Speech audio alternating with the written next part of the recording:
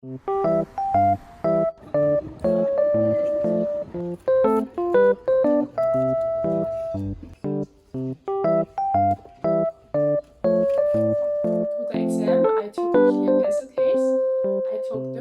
friends! We are in Düsseldorf today because it's JLPT day. My boyfriend and a friend of mine, we already arrived yesterday because we wanted to show our friend around Düsseldorf because he's never been. And we also went to the Japanese bookstore, we ate a lot of Japanese food. And it was so hard to resist the urge to buy the books at the bookstore because I really want to buy new Japanese textbooks, especially after the JLPT. But since my boyfriend and I are traveling to Thailand afterwards, I don't really want to put a lot of books in my suitcase, so it gets heavier. I planned on buying new books in Thailand, so I have to wait until then, but it was really hard. And at the bookstore there was also one of you who came to me and talked to me, so thank you so much. I was really happy to get to know you because I'm usually only talking to the camera, so seeing a real person that's watching me was really nice, and I hope we will see each other again. Now it's almost 7 o'clock, so it's time to go because we can enter the building at 7:45 and the test will start at 8:30. I will be taking the test together with two friends. One of them will also take the N4 with me and the other one will take the N5. So I will let you know after the test how it went. We are on our way to our test now and I'm with Daniel. How are you feeling today? Well, I think I'm pretty well prepared, but you never know. I'm still a little bit nervous. Yeah, of course we're both a bit nervous because it's our first time that we're taking the test, but wish us luck. We will see you after the test.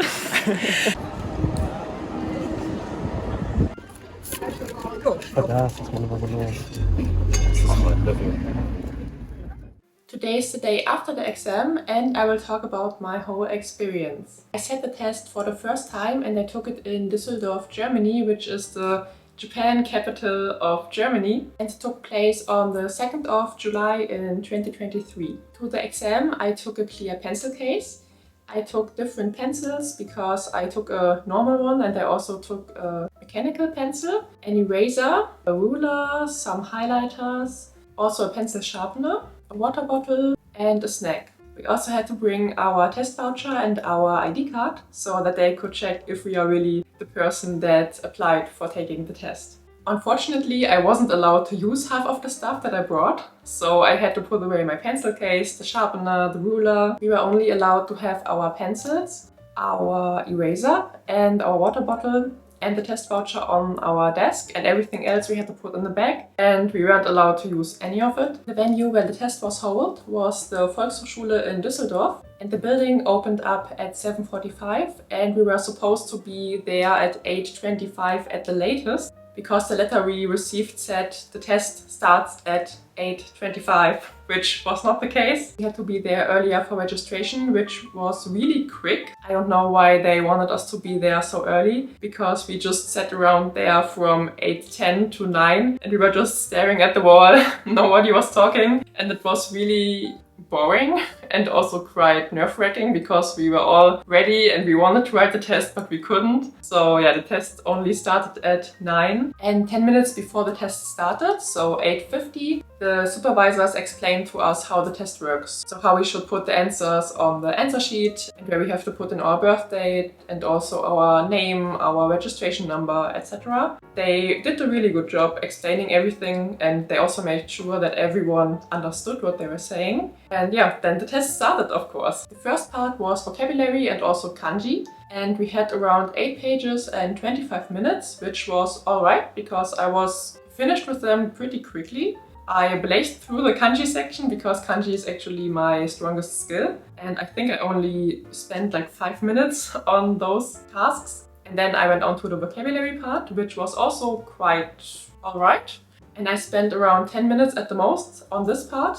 And at the end I still had 10 minutes left, and that 10 minutes I used to check all my answers and also to check if I put all the answers in my answer sheet the right way, because I didn't want to make any dumb mistakes. Between all of the sections we had a 30-minute break, but it was effectively more of 15 minutes because it also took them time to collect all the answer sheets and all the question papers because we weren't allowed to take them with us. And they also needed 10 minutes to explain the next section of the test 10 minutes before it started. So we had around 15 minutes to walk through the building, go to the toilet, and also to talk to other people. And I was really happy because a lot of the people that were there were really friendly, and there were also a lot of people that came to me to talk to me like randomly, and they were all really nice. We were all in a little group every break, and we talked about why we learn Japanese, what our future plans are. And I also met someone who also wants to study in Japan next fall. So we also exchanged contacts so that I know a few people, hopefully, when I will be in Japan next year. And to be honest, before the test, I was pretty worried that I wouldn't have enough time to go to the toilet because I knew there were quite a few people taking the test. Alone for the N4 section, there were around 170 people in our test location. And of course, there were also like the N5 people. We were over 300 people, and I was a bit worried that I wouldn't have enough time. But it was all fine because every floor had multiple toilets and I only had to wait like 2 or 3 minutes. Then the next part was grammar and reading. With reading, I didn't really have any problems except for one text, which was a really small one. It was about the toy newspaper. First, I didn't really understand what the text was supposed to tell me. So I stressed a little bit, but I left it till the end and I just tried to do all the other exercises, and then I returned to the exercise at the end when I still had time, and I read it under a lot less stress because I knew I did all the other tasks of the whole section, and then I was magically able to understand it. So sometimes you just have to leave a task, move to the other one, and then return to it. And when it came to grammar, everything was all right. Like, it was not the worst paper I did, but it was also not the easiest. It was okay. But one exercise I really hated because it was the grammar scramble exercise. If you don't know what it is, I will put a picture here. But it basically is an unfinished sentence, and there's only the beginning of the sentence and the end of the sentence. And then you have 4 different words or word groups, and you have to put them in the right order. And then at one point in the sentence, there's a star. Then you have to say what word belongs at the star marking. And I think this is really hard sometimes because, I don't know, it's just so much thinking. So please put enough time aside for that. And then the listening part, which I was the most scared about because I knew with all the other sections of the exam, like in the first section, kanji would save me. In the second section, reading would save me if I happen to struggle with grammar, but in the last section, nothing would save me if I struggle with listening. So I prepared quite a bit for listening and I took 4 practice exams, but I struggled quite a bit, and to be honest, I'm a bit scared about the results because of the listening section. I mean, the sound quality was really great because they had speakers all over the room, and they also made sure that they tested the sound before. They also asked everyone if it was too loud or it was loud enough. So the supervisors really tried to make it the best experience for us. But the problem was that my concentration was really low at this point because, remember, we were there from 7:45 and then it was around 11:30 when we finally started listening. So we've already been there for quite a couple of hours, and I don't know why they put listening at the end of the test. I would have liked if they put it in the middle so that you can first warm up with vocabulary and kanji, then do listening, which is almost for everyone the most difficult part, and then at the end grammar and reading. But yeah, it was really hard and I don't know if I passed, to be honest, because of listening. I believe I have a pretty high score in the other sections, but listening, I don't know, it was more difficult than the practice exams I took, but only because of my concentration. I don't think the exercises were that much harder than the practice exams, but it was probably only, I don't know, my nerves. But I also talked to Daniel afterwards, of course, who also took the N4, and he also said listening was the worst part because of concentration. And there were only a couple of questions where I definitely knew the right answer. Then there were a few where I was able to eliminate 1 or 2 choices, so I only had to choose between 2 and 3. And then there were also questions where I had no idea, like I didn't understand anything. I was like, this was way too fast, please repeat it. But the most difficult thing about listening is, in my opinion, that you are only allowed to listen to everything once. So you can't repeat something if you just missed it or if you were distracted, for example, which is unfortunate. There was also one question type which I really struggled with. And with this question, you get a picture and there are 4 different things, like a bag, for example, an umbrella, something to eat, and I don't know, a water bottle. And every object has 1 katakana letter. So everything is labeled with katakana, and then the answer options are also only in katakana, like for example A and E, or A and E and I, and so on. And I think this is really, I don't know, distracting, because not a lot of us are really great at katakana, and I guess that's why they also choose to do it like that and not only use numbers. But yeah, I think this was the hardest question. So if you know that you would struggle with that, please put a lot more time aside for that part, like in your preparation. Try to go as many listening exercises as you can that focus on this question type. And there are also a lot of listening exams on YouTube. I only found out about this like a week before the exam, but there are countless exams on there. So please just type in JLPT, your level, and then listening exam, and you will find so much. You also have to make sure to put your answers in the answer sheet right away, because the test ends when the CD ends, so you don't have time to transfer your answers to the answer sheet. So you have to put them in right away, like while the CD is still going. You usually have a few seconds for that, so make sure to just decide on one option. Even if you don't know anything, just choose one. It's still better than leaving it open, because there's still a 25% chance that you could be right, even if you just randomly selected an answer. Do I feel like I passed the test? I'm not quite sure, to be honest. When it comes to the first 2 parts, I definitely passed, like with good grades, probably. But I don't know if I passed the listening section, and this really worries me, because as you may know, I need the N4 certificate to go to Japanese language school, because I need it for my visa, or I need to pay for a Japanese course. And I don't really want to put so much money into a Japanese course if I can also learn it by myself. So I'm really hopeful that I pass the test. I guess we will have to wait until the end of August to know if I passed or not, because this is when I will be able to check the results online. And to pass the test, you will need to have at least half of the exam right, like the whole exam, like at least 50% of the points.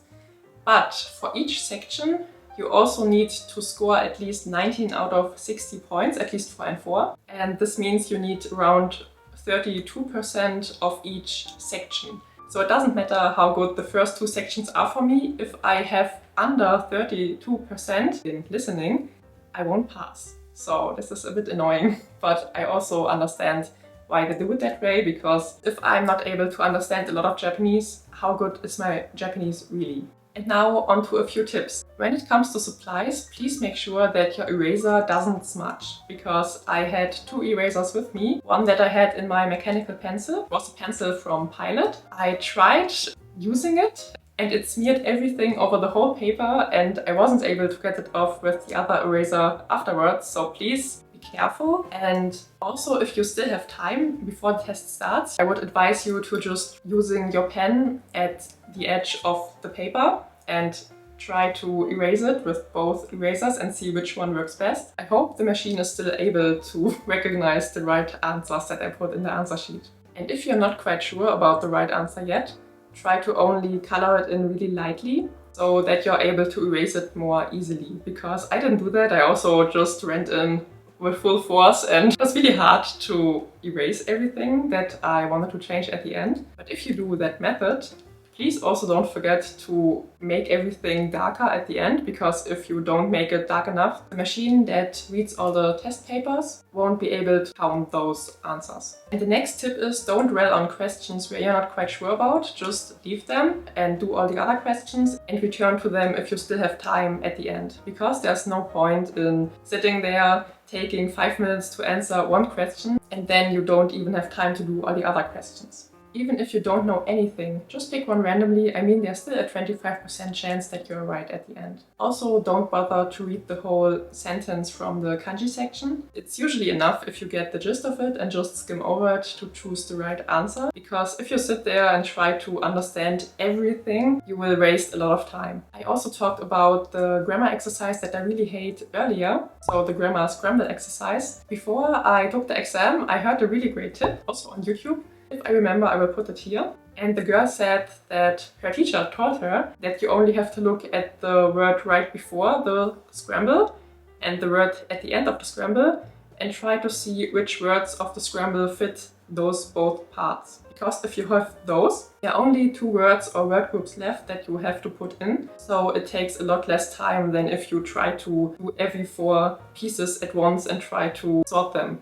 Also, please don't stress if you don't understand every single word, especially in the reading section. There it's often enough if you only get the general gist to answer the questions. Will I be taking the next JLPT exam, so the N3, soon? To be honest, not really. I don't really know when I want to take the exam. Probably not next year. But I'm still not sure about it. Maybe I will try it next summer, but I can't see myself doing that right now. Because when I prepared for the N4, I put quite a lot of pressure on myself, and it made me not enjoy learning Japanese so much anymore. I mean, I still liked it and I still was happy to do it, but I kind of lost the joy because I didn't have time for immersing or doing things that I really like reading, for example. So I really want to take a lot more time preparing for N3. I really want to make sure to put a lot of time aside for also immersing and not only studying JLPT textbooks, because this can be quite boring,